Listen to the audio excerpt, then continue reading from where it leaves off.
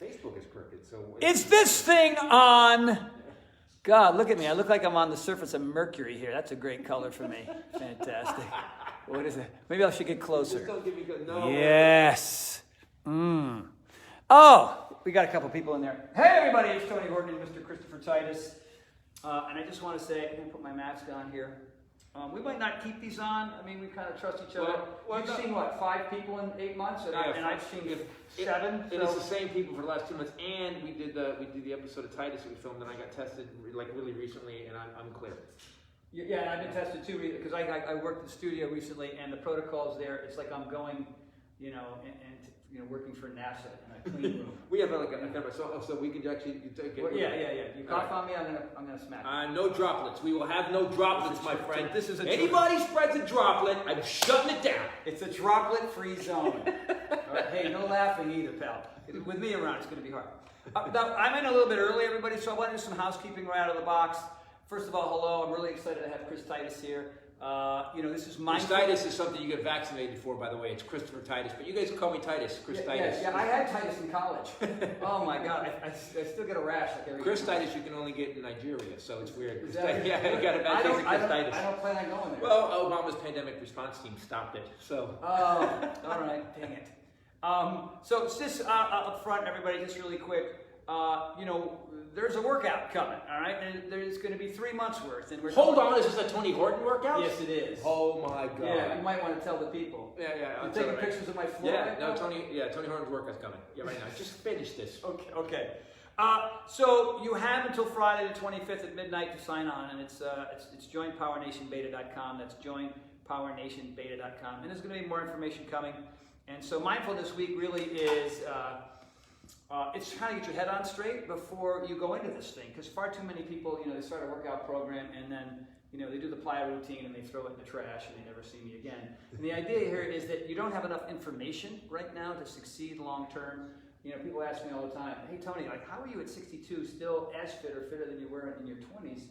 And a lot of it has to do with the information that we give you, not only this week, but for the course of the next 3 months. And so, for example, I did this great course. How the hell are you 62 years old? Well, mostly embalming fluid. mostly. That's what I sleep in. Speaking of that big Costco Aveeno thing, you just get the giant tub. Shauna has a mattress and I have a tube.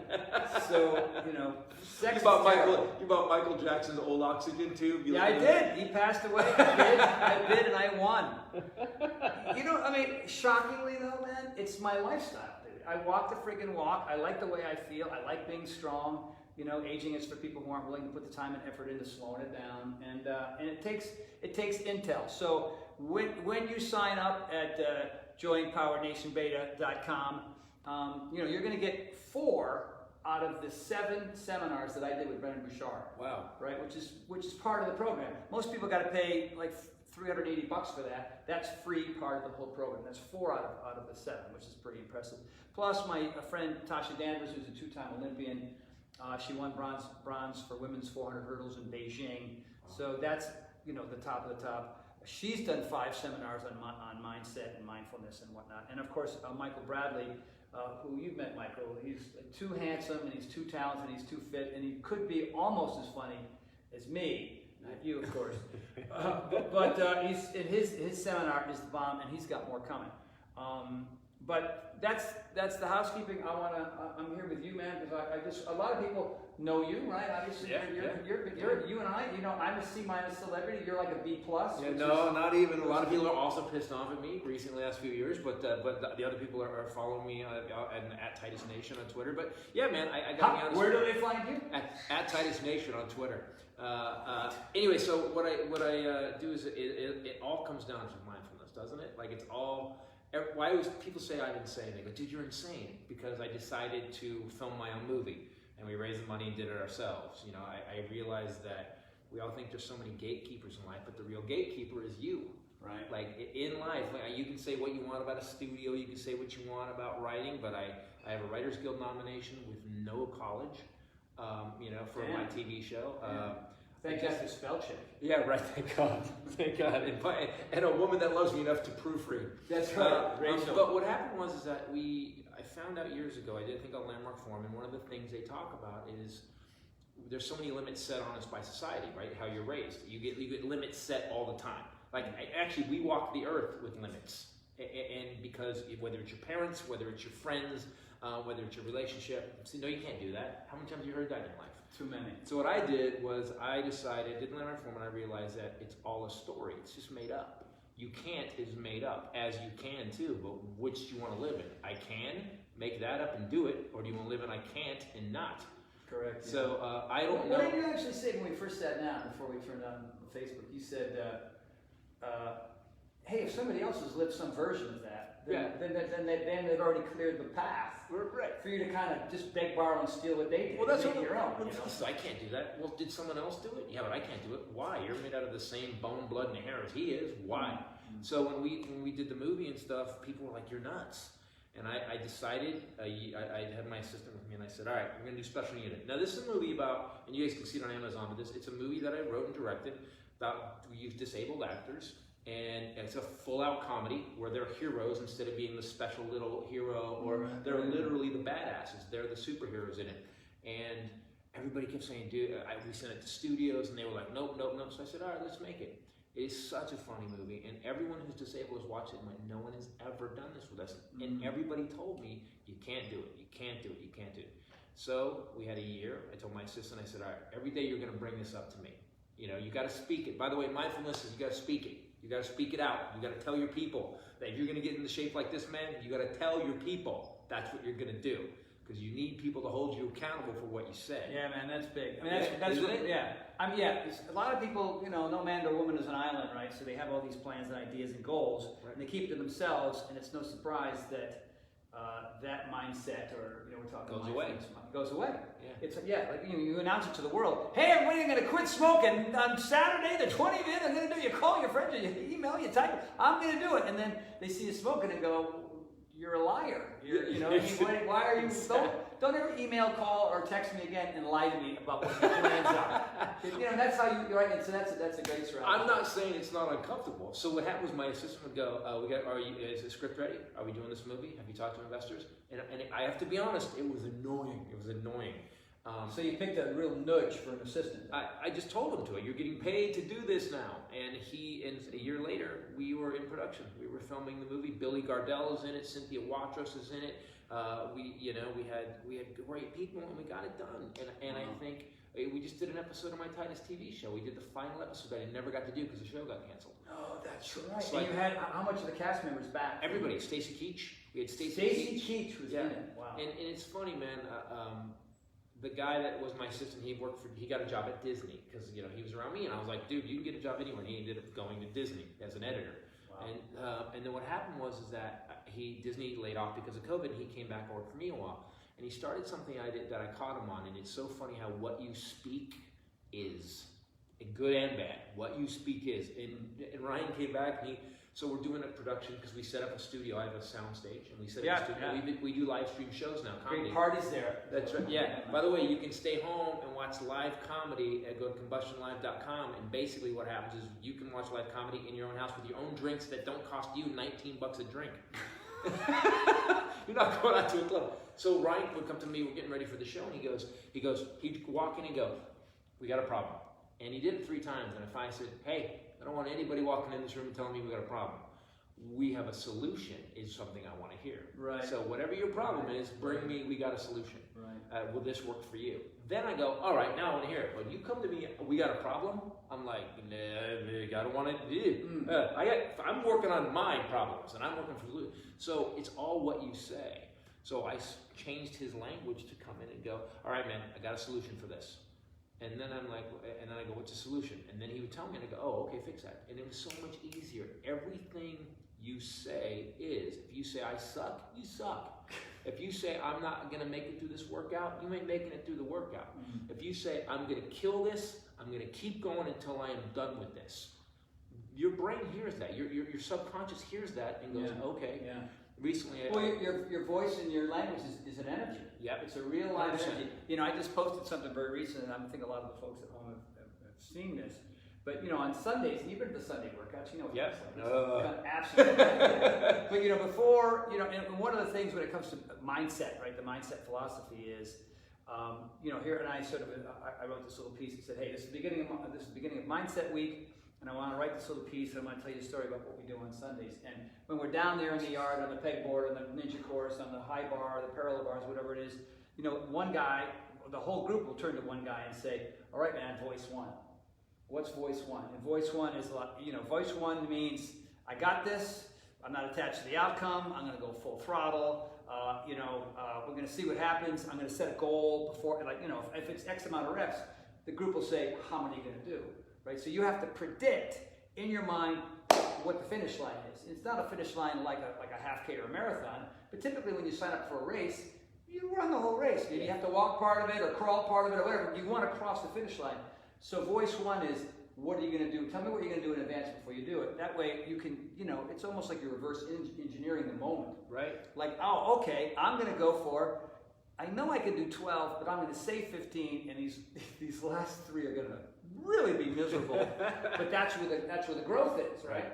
And that's not only a physical thing, but it's a mental and emotional thing as well, right? So it's all about, you're saying the same thing, just different language. Yep. Voice one is, I got this. And then, usually if there's 16 exercises, by exercises 12, 13, 14, hey dude, what voice is it? 9, bro. And it's 9, the fact that I'm standing here and even contemplating doing 4 corners on the pegboard, it's a 9. So why don't you just, turn the other way, because this is going to be a very short experience. I know by some of the time at exercise 6, my voice starts to crack. How many doing? 6. Yeah. 4. 2. So just so you know, I was really graciously, Tony invited me, and I'm just a comedian. I worked out. Just a comedian? No, but I was. You know what I said in the live thing? I said, hey, we got Chris Titus here. When it comes to occupations, I don't know, like brain surgeon, as far as difficulty to be successful. Brain surgeon is 2. Stand-up comedy is 1. Well, here's why. So you have to be insane. You have to be mentally ill to be a stand-up comedian. You have the same mental illness. You just use it for this. Yeah, true. You have to walk into a room and think, I am the most interesting person in this room. I am the funniest person in this room. I am the most charismatic person in this room, and everybody's gonna love me in 2 minutes. That's serial killer level right there. Yeah, right, and every comedian has to think that. So yeah, I've accepted a long time ago I'm mentally ill, but it's a good mental illness. When I started working out here, a friend of ours, Wesley Silvestri, brought me in, and I didn't know what I was up for. I did not know what I was up for. I will say this: you've never led me down a path with these exercises and stuff we do where except from ripping my hands open a couple of times. By the way, that was because I have the hands of a small, an infant, a newborn. Let's just say a newborn. You have newborn girl hands. Yeah, that's the thing. Okay. You have. Yes, I do. Yes, but not anymore because of you. And but by the way, the most blood ever shed here on my property. ever. We had to bring in a hazmat team just to clean up after his flaps of your whole palm. But comes off. But when you guys say you can't do it, it was a couple times with that pegboard. That pegboard was the worst of the worst for me for a while. Mm-hmm. And then the last time I was here, I was up and I climbed it and I got the rope up and down and I made it back and I went down it and I was stunned. So every time, whether it was the workouts, because I have all the DVDs from the other workouts, whether it's those, where the first time you do them, you get up the next morning and you try to walk across the room. Yeah, right. That's plyo. Right? Plyo. And come to Tony's house and do plyometrics and not walk for 4 days. And then Sundays is, Rachel, can you pick up my right arm to grab the fork? And then feet. Yeah, that's. Well, you're calling Uber because what? Because I can't get in my car. I can't get in my car right now. But we've had some great days, and it always takes you to the next level. But it's all like when you're talking mindset, it is such a mindset. With no outcome. When you're attached to an outcome, you're going to have that feeling. But you guys have never, when I've been here, made me attached to an outcome. Like do your best, go as hard as you can, and whatever you do, is that as hard as you could? Awesome.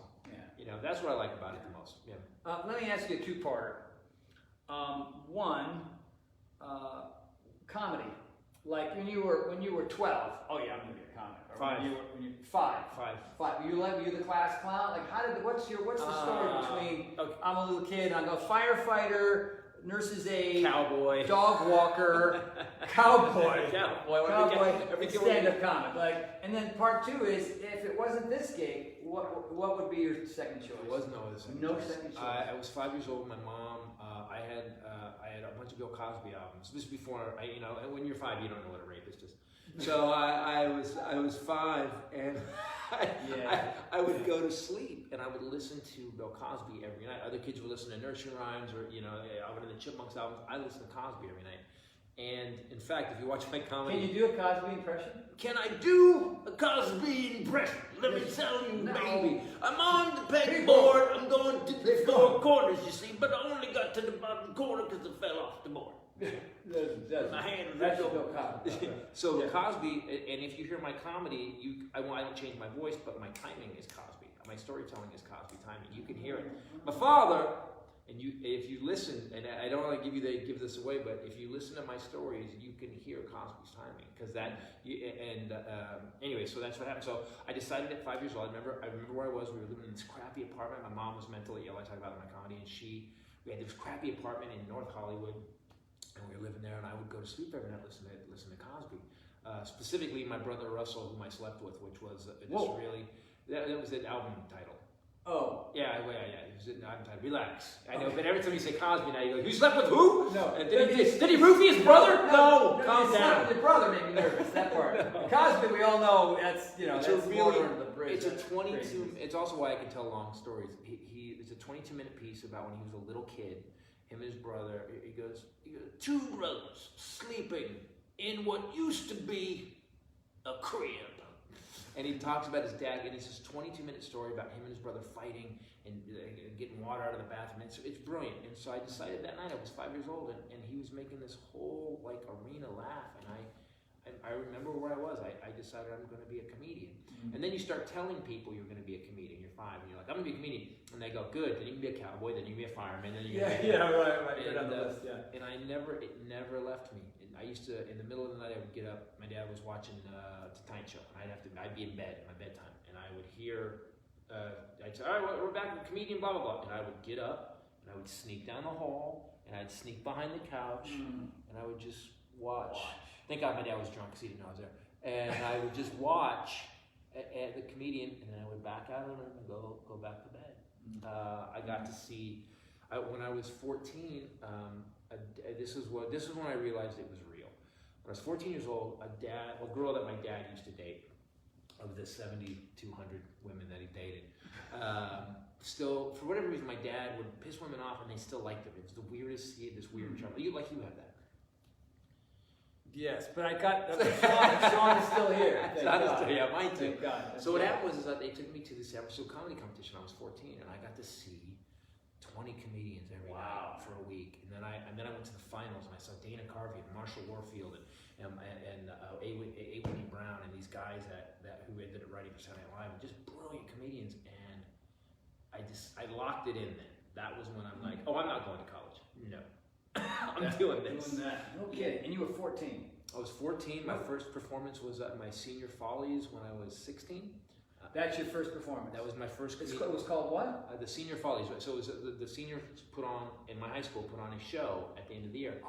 And you know what's here's how, again, mentally ill, in front of the school, who are going to mock me. Now, were you the class clown prior to that moment, or did a lot of people discover you like, what? There's two Titus is that guy? Yes, there's 2 kind of class clowns. There's the guy who's just the bro douche who's just yelling all the time. Right. Like, yeah, smacking people like the Biff Tannen guy. And then there's the other guy. So I would wait. I would just, wait if something popped up. One of my teachers came up to me years later, Mr. Harford, and he goes, I remember you from class, my creative writing class. And the only class I got a B in. Everything else, D's and F's. Only got creative writing, B. And he comes up to me and goes, I remember, Titus. He goes, there was something, and he brought up this girl named Missy. I'll never forget her. She was the hottest chick in school. She came into class late one day. We're all sitting there, and I just looked at him and I go, sir, there's a God. Thank you. And the class burst out laughing. Just lame for a kid, but I was a kid. Right. So I would wait. Talking about Missy. Yeah, I would wait. Yeah, she'd walk in and she. You can't even do that joke anymore. No, no. Well, me and I don't know what happened to Missy either. I think she was dating Cosby. The point is, gotta circle it back. So I went on the seniors and I wrote a bit, and I cared about it so much. Like I wasn't just gonna go up and screw around. I wrote a piece. Really? I wrote about all the teachers. We had this guy, Mr. Commandatori. That was his name. Commandatori. Yeah, he was the yard guy. He would walk around the school, make sure we were in class. And I did this bit where he had Rottweilers, and he would be like, "How's everybody doing?" And I did a bit, and you did a bit on him. Yeah, I did a bit on him, and then I did a bit where the final bit was we actually trashed. I taught the incoming, the seniors how to trash can a freshman, and we tied a kid up. A trash can of freshmen. Yeah, do you remember the high school? By the way, hopefully your high school kids aren't watching this because there could be some crimes.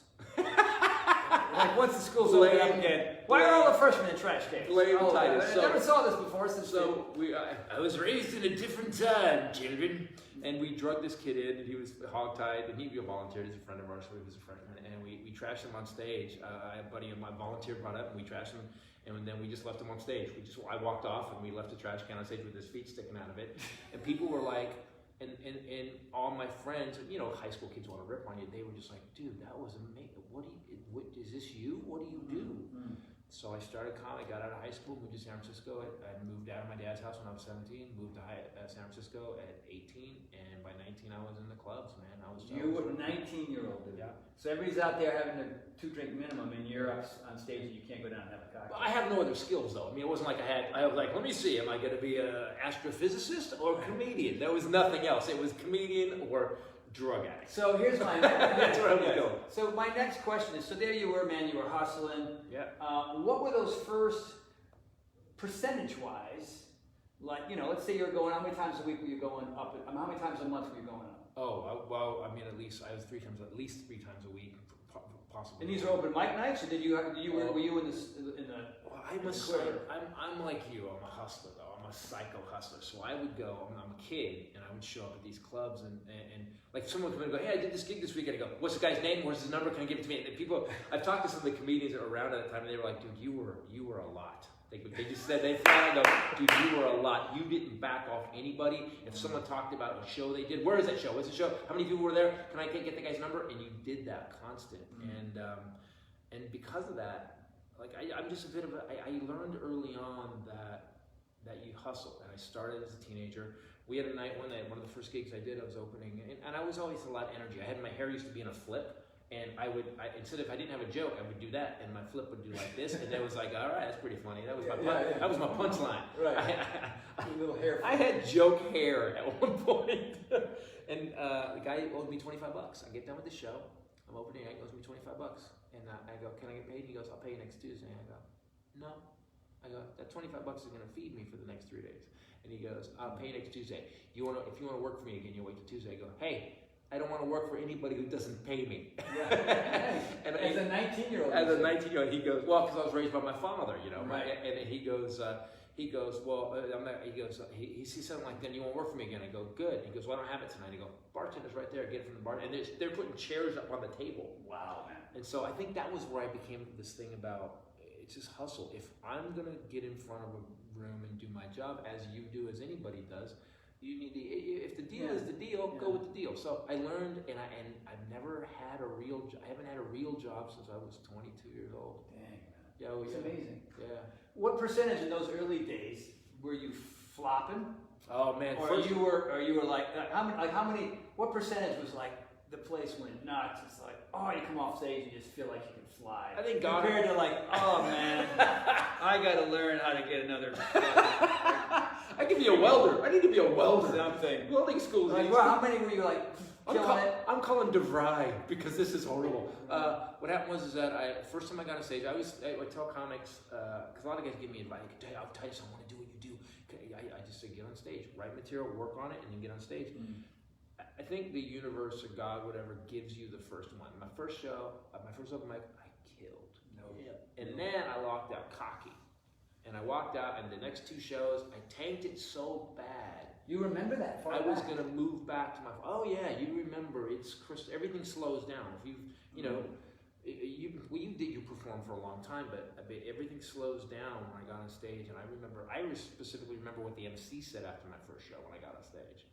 You know, I remember. Wow. Yeah, Denise Schultz was her name. She was the MC, and she goes, "This is the next guy. The next." Yeah, she did. She's like, "You see a lot of." Oh my God! This is the next Robin Williams. The next 2 shows.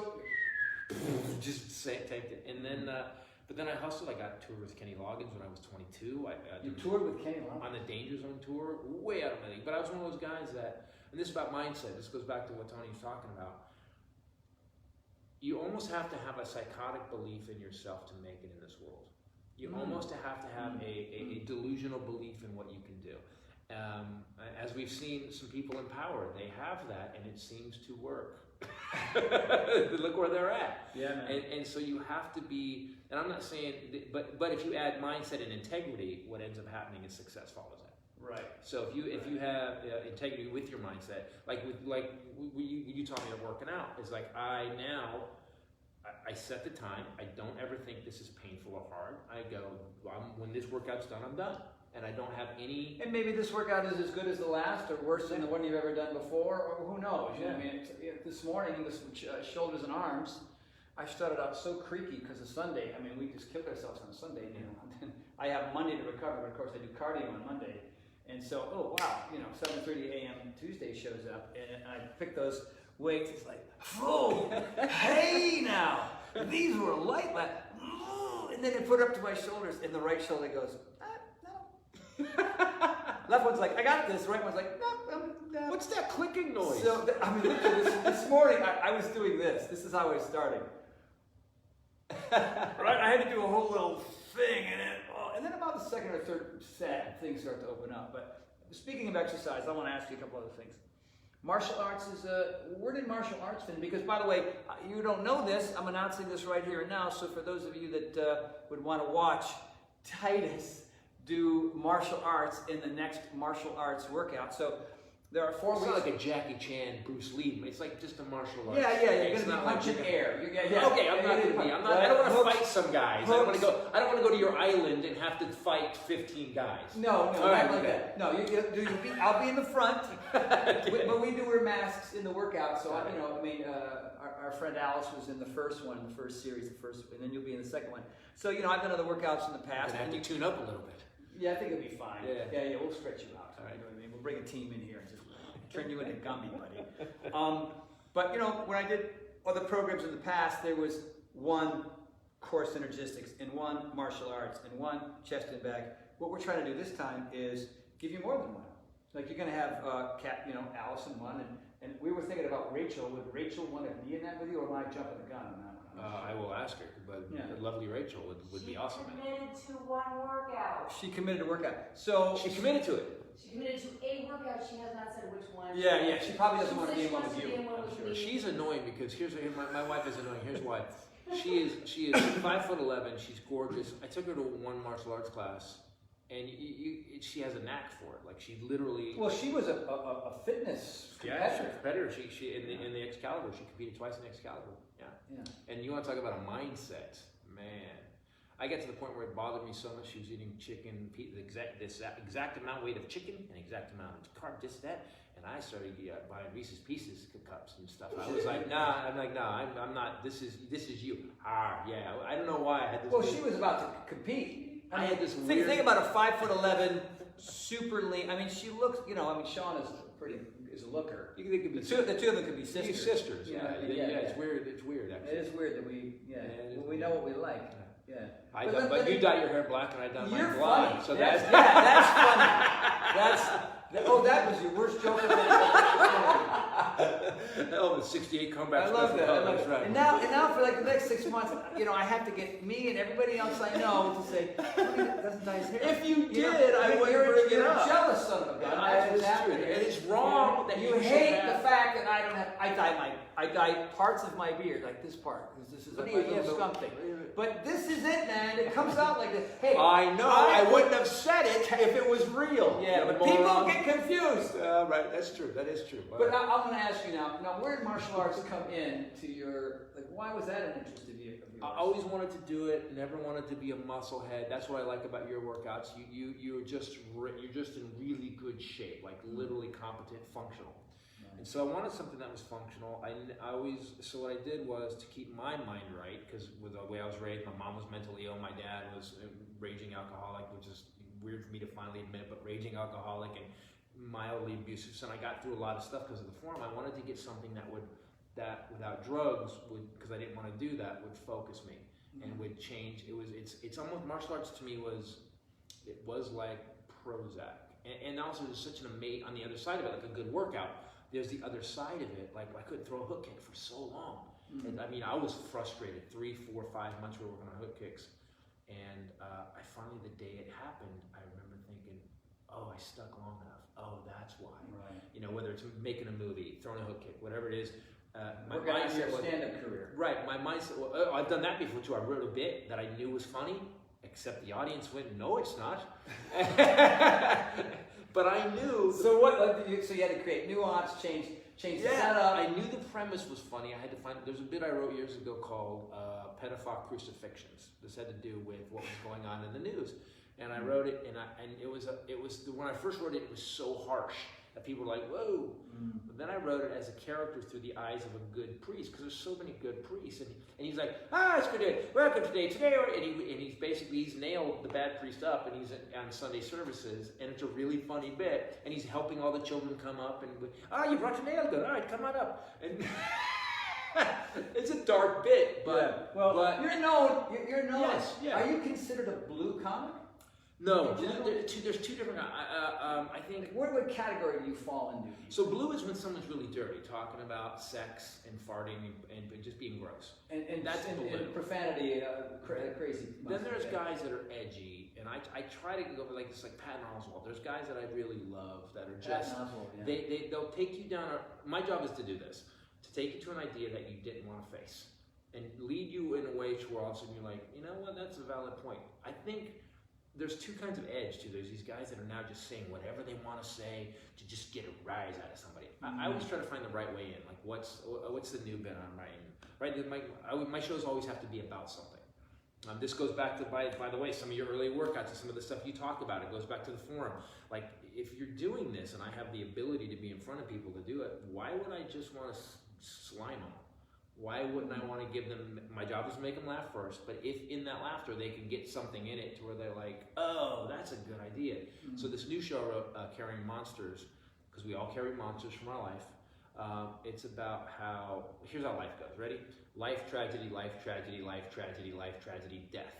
And if you think it's going to be different, then congratulations on your psychedelic mushroom addiction, because that's how it goes. And the difference between success and not is getting to the tragedy part. We all have life. A lot of people fold at the tragedy. If you just know that tragedy is going to end, and that's my mindset. Okay, we're in a tragedy right now. Right now with COVID, we're in a tragedy. My divorce was a tragedy. You know, sometimes working out with you on Sunday is a tragedy. For me, not for you. It reminds me of that quote that I've only learned recently that says, let everything happen to you, beauty and terror, just keep going, no feeling is final. Right. Yeah, right. Until death, and there's no more feeling at all. Right. You know? Yeah, exactly. Right. And it goes back to, we don't have to, it's not a problem, what's the solution? I got a solution. Right. You know, keep fighting. Sean and I have that discussion quite often, because sometimes I think when you get overwhelmed, and part of the reason why there's this mindset component to this whole program for people is to help them find solutions. It's about that, because they get so stuck in the problem. You know, I mean, I get bombarded with these questions all the time from people who already know the answer, right? But they just don't have enough intel behind it to stick with, you know, some of the early solutions that they found in life. They just didn't apply it. They didn't have enough patience, or maybe they were doing, you know, whatever program, not one of mine, obviously, where they just weren't getting the success. You know, people who go to the gym and they do chest for an hour and a half, and they get the elliptical for another hour, and they can't sustain that for anything because they have a life outside of that, or they get involved in something because it's a trend or their sister's doing it or whatever, but they don't like it, right? But they do it because they read some article about something, I don't know, maybe it's spinning, and spinning is great, but it's just spinning. Like you're on a bike, you're going fast, you're going slow, you stand up, you're not. I mean, I think spinning is awesome in conjunction with like 10 other things. Yeah. I mean, P90X worked because it was kind of everything. When we made up a term called muscle confusion, like, oh, what's that? Where'd you get that from? Billy Idol used to call me muscle confusion. Oh, right, what muscle confusion? What we're going to do today, mate? We're going, shoulders and arms, right? What are we going to do, like shoulders and chest tomorrow? Right, you're more muscle. So confused. I'm so confused. Not my best Billy. Right, it's more like, yeah, because I usually have to throw like 8 F-bombs in to do the right Billy. Yeah, of course. I was waiting, actually. But, I mean, because of what I did with him and Tom Petty and Bruce and others, I just gave him that variety. So it kept him from getting bored, injured, or plateaued. And so that's what the whole mindset thing is. It's this one more component for our Power Nation Beta 1 participants to go, oh, okay, in the past, I only got so far. Or maybe I got all the way into a program and then whatever, I scratched my knee and I got sad and I put it in a Band-Aid and 5 weeks went by and then I started eating, Malamars. Like there's all these little weird, obviously divorce or death in the family or car crash. I mean, there's some major things that slow people down. But in those, sometimes this, there was times in my mind, it was my divorce, and that's when I was really into your other workouts, and I would go in, put one on, and at the end of that hour, it went away. I mean, I was aware of the problem, but the weight that I took into the problem had gone away. Right. And I was clear. So I think people, you also need to set, like, people always say set goals. I think sometimes we start to work out like, all right, I'm going to work out these 2 times, and I'm going to be ripped. And that's what I've learned over the years is that it's not. So you need to give it I think you need to give it by this day. That's what was great about P90X is like by this day I'm going to be in this kind of shape. Right. So then you had I never had any disappointment along the way till I got to that day, and then I was like, oh, now I'm way more in shape than I was. So, well, think of the mindset between 2 different people. Okay, the one that you just described. Like, okay, because you're a guy who's nose to the grindstone, working on your career. I mean, you're an independent. You're not working for the man. I'm not working for the man. So our lifestyles are. No, I live in fear and desperation. Yeah, yes, and that's a motivator. Yeah, it is. Tremendous motivator. Okay? By the way, same. Right? Like you see this house, I'm convinced that within 80 hours someone's going to take it away. Exactly. You right? keep waiting. So I gotta Are get they up. here yet? No. I got to get up and go do stuff. But you've got that mindset of like, okay, I'm not getting results in the first 3, 4, 5 days, or even the first 6 weeks. But there's something about who you are as a person, your mindset, that allows you to get through that beginner stage and then maybe see results or not, and then you're going to fall back a few times because of whatever, an injury or you're traveling or whatever. But you just see it to the end.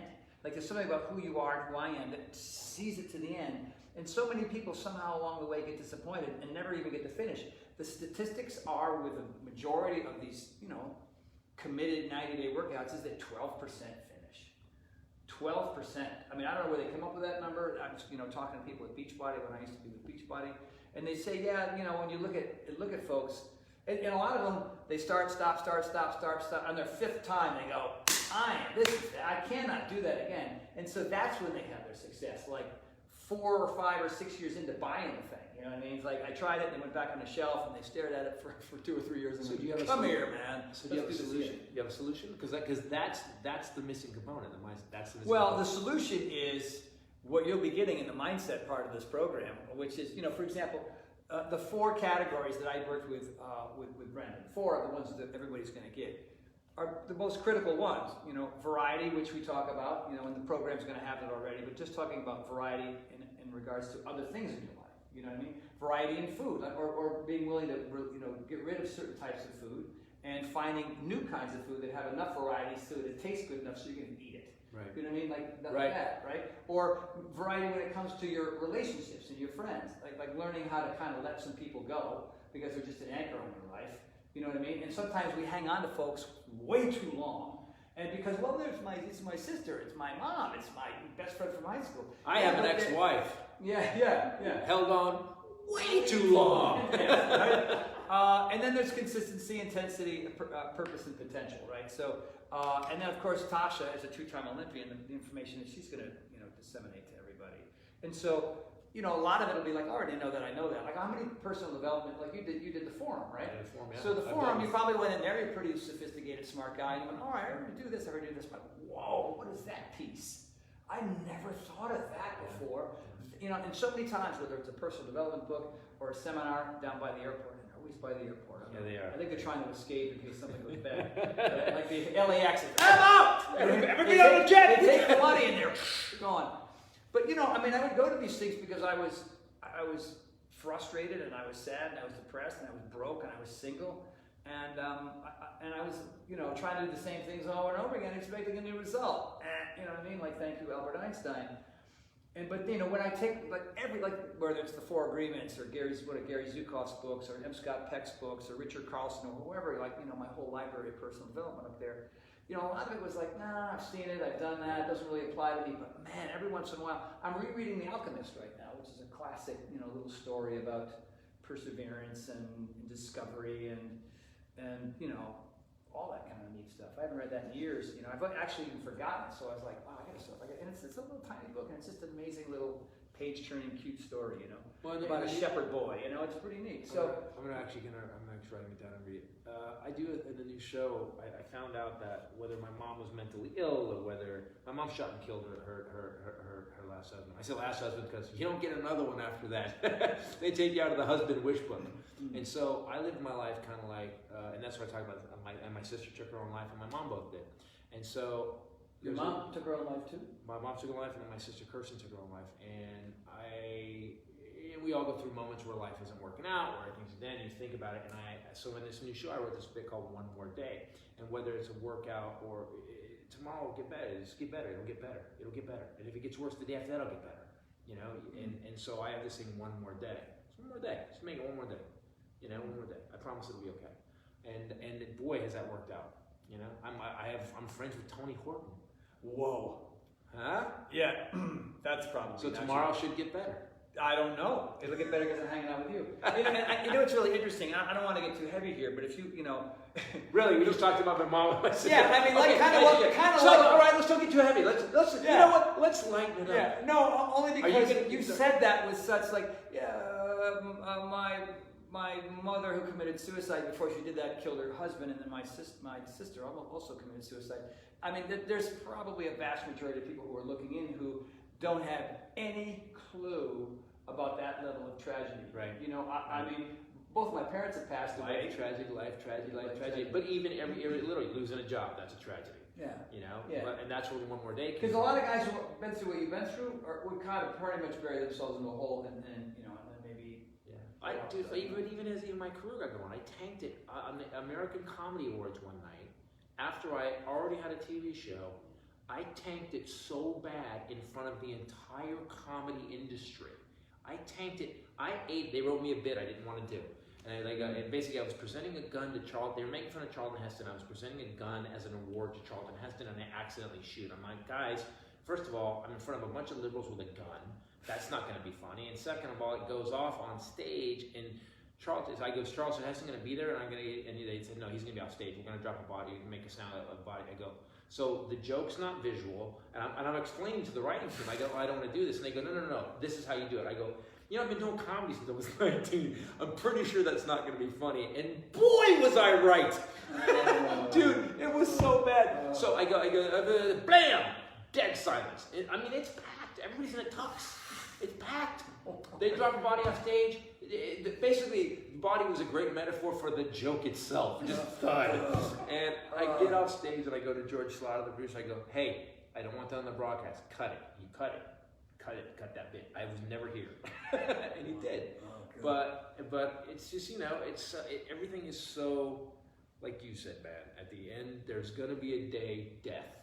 There's going to be a day. That's the final tragedy. So why not? Why are you worried about us failing something?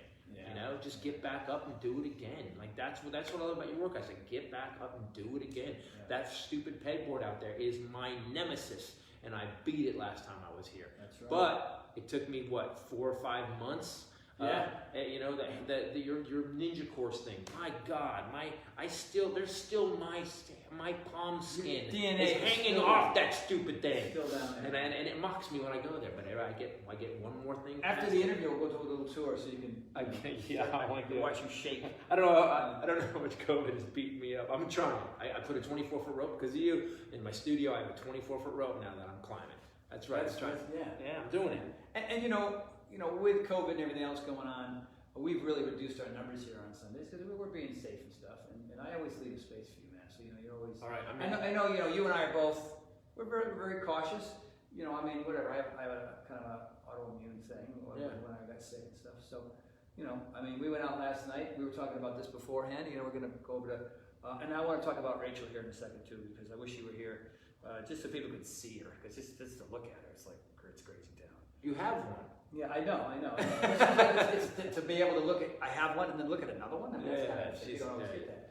But you guys have been busted. Shauna's here. You guys, it's crazy how sistery you guys look. It's pretty insane. Yeah, it's pretty very insane. similar. We go out, we were in a bathroom one time, and there was a girl sitting there in the mirror. She goes, "Are you two twins?" Yeah, right? Somebody thought you were twins. Yeah. No, I would say sisters, yeah, but twins, that's crazy. That's crazy.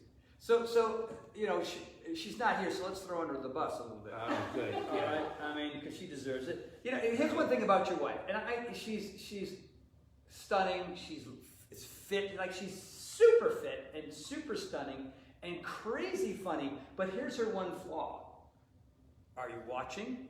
Her one flaw is that she judges. Baby, you have no flaws. She judges my jokes. Right after, she goes, no. She's a comedian. We're having a conversation. We're not on stage doing an improvisational bit in front of an audience. Like I'm saying, if my joke to you falls flat, then you gotta give me a break. And she's always, and she's like that. I married her. I married her because of that. You did? Well, because my and dad. she married you because of that. Yeah, too. my father died, so I didn't have someone beating me up constantly. So I decided, she makes me feel like a loser. I love her. That's not true. That's my damage. No, she's awesome. She's great. She's a smartass. I always say, and Shauna has this too. We both have women that have a lot of dude in them. They can stand up to us. Yeah, and you and I are douchebags, man. You gotta admit it. You and I are kind of douchebags. Well, strong-willed. Okay. Strong-willed. Okay. Strong-willed. Okay. Strong-willed. So you have a better self-awareness than I do. Yeah. All right. I like No, you're delusional. That's the difference. I am delusional. Yeah. I am delusional. Yeah. Well, that comes from being.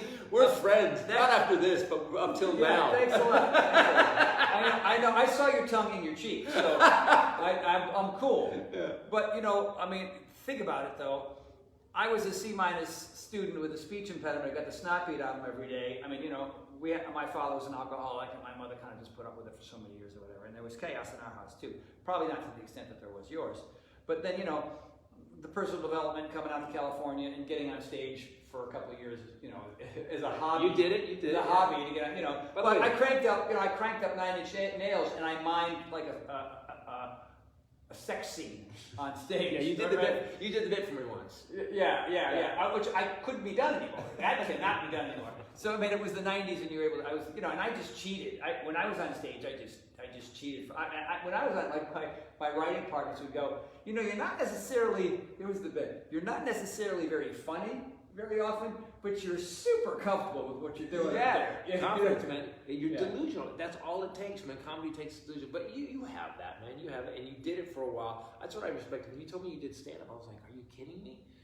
Anybody who has the balls to walk on stage in front of a group of strangers and think they're going to make them laugh that's Braveheart level. Yeah. That's Braveheart level. So I always loved you for that, man. Well, it thickened the skin, and I think, if people look at P90X, whatever else they do, I'm very comfortable that way. And if it wasn't for stand-up and improv and scene study and all that stuff. Mime, I know you were Pantomime, yeah. I did pantomime because I wanted to perform, but I had a speech issue. I had a thing called cluttering. All mimes just have bad speech issues. Just have bad speech issues. Every mime just has a stutter. That's why. Yeah. They have this incredible desire to want to perform, but I don't want to say anything. Yeah. The wind is blowing. It does not. You're right. It just ruins it. Yeah. Ruins it for me. No, doesn't work. So when is this thing coming out? Well, it's coming. It's already out. Right. There's 3 phases of it, and Right. the first phase was what were we calling our first phase, Mrs. Horton, when people were cleaning out their pantries and the nutrition aspect of that phase? It was the pantry cleaning out phase. It was the pantry. That's what we call it. It really rolls off the tongue. Yeah, you really did the pantry cleaning out phase. Good job. No, it was just See, you're just like Ray. See that? By the way, we got about 10 more minutes. Talk about Rachel for a second. We did a little bit. We touched on So how you met her, and how this Comedy. fitness model turned comedian, and how you guys met, and how you ended up married and all that stuff. I was going through a horrible. My divorce was on, and she was booking a club. Our first words to each other. She was booking a club, and I showed up. She's a manager. So she was a booker. She ran a club. Yeah, she ran 6 clubs actually. And I came to this club that day, and our first words to each other. They had this little. So I travel with a lav mic because I'm a kind of a self-centered douchebag, and I also don't want to touch a mic that other comedians. I know some of these comedians. I'm not using your mic, bro. I'm not using your mic. Yeah, you go back to San Pedro, you're catching something. Yeah, so they had like a soundboard that was that big in this club in Louisiana, and I'm like, I go, my mic doesn't. I mean, it did it. I mean, it didn't. It was the worst. And I said, "Is this your soundboard?" I go, "Wow, what a piece of crap." And she goes, "Wow, you're really a prima donna." And I go, "Wow, you're really a bitch." So you're meeting each other. Yeah, these are literally our But first in your mind, and when you saw her, right, you were like, "Whoa!" So was your technique to kind of like at the time? I'm not that man. I am not that dude. My dad dated so many beautiful women. I have been around beautiful women my whole life, and it never. If anything, they annoy me. Beautiful women have this thing where they think that they have already bought a ticket to the room when they walk in. Sorry, you ain't. Let me hear you talk. Let me hear what. Let me see. You know, and so I got over it real fast, and I learned with my dad, I learned watching my father grow up that gorgeous women sometimes are some of the most that have souls of crepe paper, man. And I learned that with my dad, and I decided that I don't care if you're pretty. Who are you? Right. And then I found out Ray. So we kind of laughed. I worked for that week with her, and then. About a month later, nothing happened. I never thought of it that way. At the time I was married, and then I found out my wife was sleeping with 2 other guys. And that's it. That's the switch. Your life is such a fairy tale. Exactly. I had a meeting at Hallmark once. They escorted me out. I had a meeting at Hallmark, and they went no. You're gonna have to see. There's a guy down the hall who does horror movies. Yeah, exactly. Go talk to him. Yeah, I went to Wes Craven's office. They loved me. You. Yeah. So what happened was that about a month later, I was in Dallas. Here's a true story. I'm in Dallas, which is about 2 hours from Louisiana. Found an email that my wife had seen 2 other guys. I found an email that she sent to one guy about the other guy that she didn't want them talking. And I called an attorney, and then I was freaking out. I've done something I've never done. I got on stage. I do about 90 minutes on stage, and I always write a 90-minute show because I want to take the audience. And I got on stage, and it's the only time I've ever been on stage where I was standing outside my body, watching myself perform. And I got done in 45 minutes. And I walked off, and I get on stage, and the wait staff, who's used to me doing 90 minutes, haven't put the checks out yet, so they're not getting paid. They all looked at me with horror. So I ran back on stage, and I finished my show. And I was going to kill myself between shows. I decided that I'm taking my own life. Well, not between shows. No, between shows I actually decided. So how do you kill yourself and then do the other part of the show? You wouldn't. I thought, what a great period. Like, no, he did it between shows. No, he didn't wait till the end. And it's the only moment in my life where, whatever you believe in supernatural, whatever, where I was sitting in the back room of this comedy club, and I wrote a bit about it. It's in one of my shows, and I hear my dad's voice go. He flat out said this: "Quit being a pussy. Get up and do your job." And I literally just stood up, and I went on stage, and I'm actually getting a little kind of choked about it. I can see that. And I got on stage, and I was so angry about what had happened because I had to take care of this woman's family, and it just, there was so much. And I spent the first 15 minutes ranting. I was ranting, and I told the audience what had just gone down. I told them what had happened. I told them about the 2 guys, who I didn't know, and I went off. And at the end of it, I'm 15 minutes in, and the audience was like, ah! And they were like, yeah! And they went nuts. And then I finished my show, and the next day I called Rachel in Louisiana. I said, hey, said, here's what happened in my life. I said, I don't know, my mind isn't right now, and would you come out for dinner on Sunday here in Dallas? And I go, not a date. I go, I just want to sit across from a beautiful woman and make sure I'm okay. I just want to know that I can talk, I've been in this marriage for 15 years and it was a nightmare. And she showed up with a friend of hers as a chaperone. I had a buddy of mine, and we just, and we did, nothing happened, no kissing, nothing. And then she moved back to Louisiana, went back to LA. We were on the phone every night for 2 months. No, a month and a half, every night. And then she flew out a month and a half later after I'd moved out, and we started seeing each other. And she's just a very smart person with comedy. She was giving me jokes. I feel like if Shauna was giving you workout tips, you'd be like, oh, well, she is now. I know. She is now. She'll go. That's awesome. She'll go in the gym and train her friends, and then she slips me a note with the workout. She goes, Beta should do this. She goes, I burned 525 calories. The whole thing took me 40 minutes, and I worked my entire body, and I did moves that you have never even done before. And I'm like, well, then why don't you do it? Power Nation, what do you think? Do you think you would like, why would I do Shauna's workouts when she creates the work? She goes, I do enough on-camera stuff. Tony talks, everything. But give me a thumbs up or a smiley face or something that says, yeah, let Shauna, because these routines By the way, no one's done that. What a great workout for couples. Shauna's in. I'm calling it. Right. So here's what happened. So Ray starts giving me, I'm writing my next special, and Ray, it was called Love is Evil. It was about my divorce and meeting her. Half of it was about my divorce and half of it was about meeting the new, and she starts giving me jokes. I'm like, whoa, hey, I write jokes. and then I read the joke and I'm like, all right, I'm keeping this, it's good. Why don't you keep the jokes to yourself? And then she started doing it more, and I just told her one day, I said, you're writing jokes that comics don't write after doing 10 years of comedy. And one of her jokes was, this is when I knew she had to be a comedian. She goes, I had a friend in high school, my best friend in high school was a cutter. When she was naked, she looked like a harshly graded test paper. And I was like, wow. And here's how comedians laugh. We go, that's really funny. But people don't understand how good that joke is. She talks about high school, then she relates it to a test paper in high school, and it's this whole, there's 5 levels to that joke, and I said, you need to be a comedian. I said, I want to be a comedian, and I said, you really should. So she decided to. It took her 2 years, she wrote a bunch of shit. She wrote a 90-minute show, and then wouldn't do it. She wouldn't get on stage. And I had this thing. Oh, wow. I had this thing though. If you won't back you up, how the hell are you gonna back me up? If you won't do something for yourself, how the hell are you gonna do it for me? I can't. You haven't got my back if you don't have your back. Right. So I went and entered her in a comedy competition. I didn't tell her.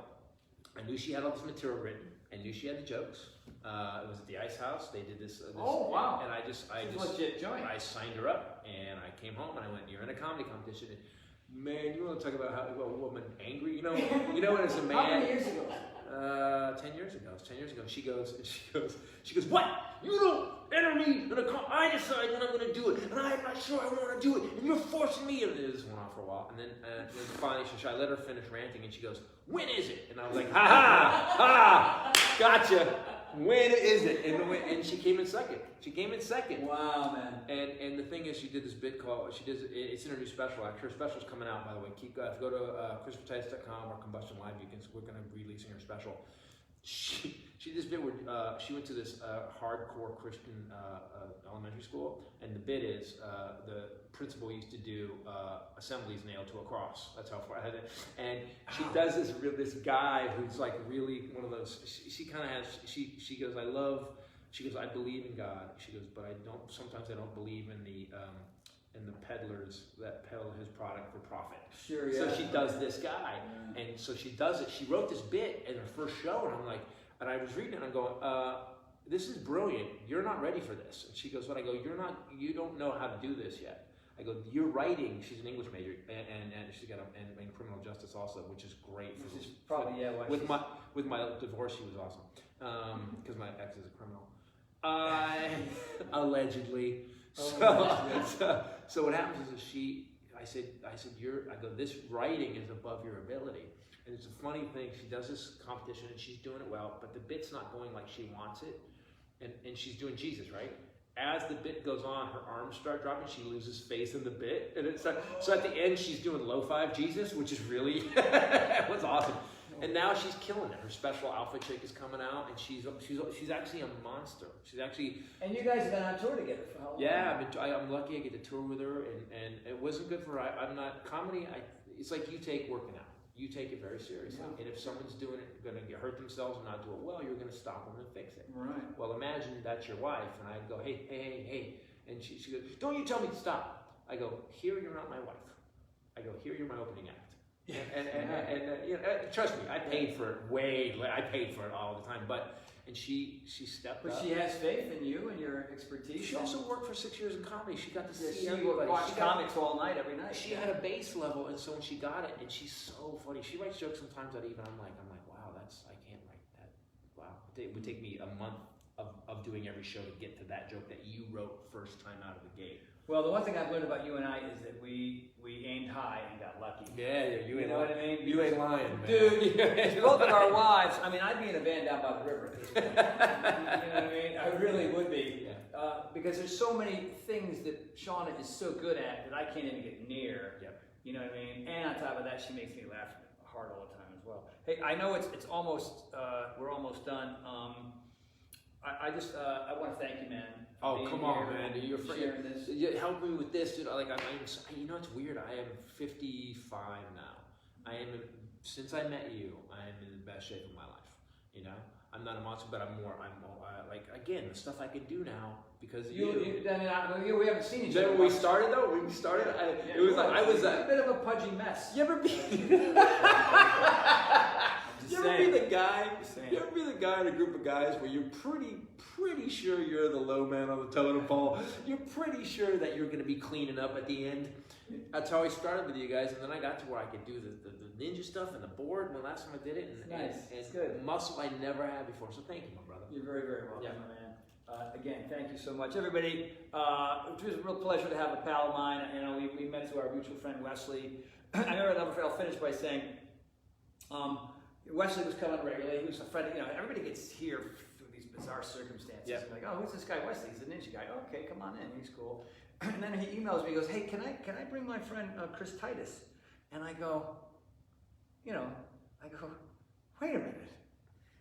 It can't be the same Chris Titus. I mean, like he knows TV show, big shot comedian Chris Titus. And I even wrote back, go, do you mean the comedian Chris Titus? And he said, yeah. I go, well, I'm a celebrity whore. Sure, get him over here. And I thought, Tony Horton, I also am a celebrity whore. Yes. Two C- celebrity and a B+ come together and become friends. And you usually, in this world, for those of you, who don't live out here in Hollywood, there's a lot of flaky folks, even successful people. You know how many big-time athletes, celebrities, other comics, I'm not going to name names, who call Shauna, connect with Shauna, hey, when I can come over, and they don't show up. I don't know, whatever, it's like, because they're all doing P90X and doing X2 or X3. Yeah. And a lot of them are just like, I can't say who they are, but you're the one guy who came through. It's not me. Thanks, man. Thank you, my brother. Everybody, thank you so much. This last, again, these routines start next Monday. The first workouts are next Monday. To sign up for this whole thing, the pantry videos are still available. You can still see that. All this mindset stuff is started yesterday. It's going to go not only till the end of the week, but it'll stay on the platform. It'll stay on the platform because they won't miss out on it. You're not going to miss anything. Don't worry. Oh, I missed yesterday, so I don't want to sign up on the. I think this mind component. This is so many workouts. There's so many ways to do workouts. How do you get your ass up to go do the workout? Exactly. And that's what so many things are missing. That's exactly what it's all about. Awesome. That's what it's about. It's just to give you enough information so that you can use that so that you can be more consistent and you can work a little bit harder. And so that the idea here is to get the results at the end of the 90 days and not quit halfway through or get discouraged because you haven't lost X amount of weight. It's just more intel so that you can be more successful. Right. It's like going from first grade. I think I'll just jump off to ninth grade and skip the ones in between. There's an educational process here. Same thing with you. Every time you got on stage, and you fell down and got up and fell down and got up and you had good nights and bad. Nothing about those bad experiences on stage deterred you, right? I mean, you just said, okay, I'm going to change, I'm going to tweak the opening, I'm going to mess with the punchline. How do I tag this differently? Maybe it's a different tag or whatever the formula was. And it's information, it's a formula that a lot of you don't have yet. And the idea here is to create something based on my lifestyle. As somebody who's been doing this for 35 years, and you know, I mean, I'm the laziest kid in the world. I don't like to work. I have the worst. Seen as the best in the world is this. I become that guy, and now I'm this guy, and I want to share that with everybody here, and that's partly why we're having this conversation. What I like about this is like, so you're right. You get used, like, and I've had it before. You go in, and, all right, I did curls today, and I did bench, and tomorrow I'm going to be ripped. And no, so A to Z, you want to go A to Z. This A, B, C, D. You'll get to Z, but it makes it so you aren't discouraged on the way to Z. That's what I like. You know, and I think too many programs, they show you A, they'll show you some B, but they don't give you all the information you need to get to Z. Right? You don't have it. And so once you start and you realize, holy crap, that was hard. Because you look up at the screen and you see nothing but, you know, fitness models who don't sweat, who look perfect, and you can't relate to any of that. And I think that's the reason why we've been successful so far, is they're real people struggling just like the folks at home. And, you know, your job is to show up, you know, be consistent, stay in the moment, and do your best and forget all the crap, you know. Awesome. Dude, all right, man. brother. Thanks. Everybody, thank you all so very much. Thanks for tolerating us, guys. Yay! Super awesome. Masks on. Put your mask on right now, pal. Bye, everybody. Thanks.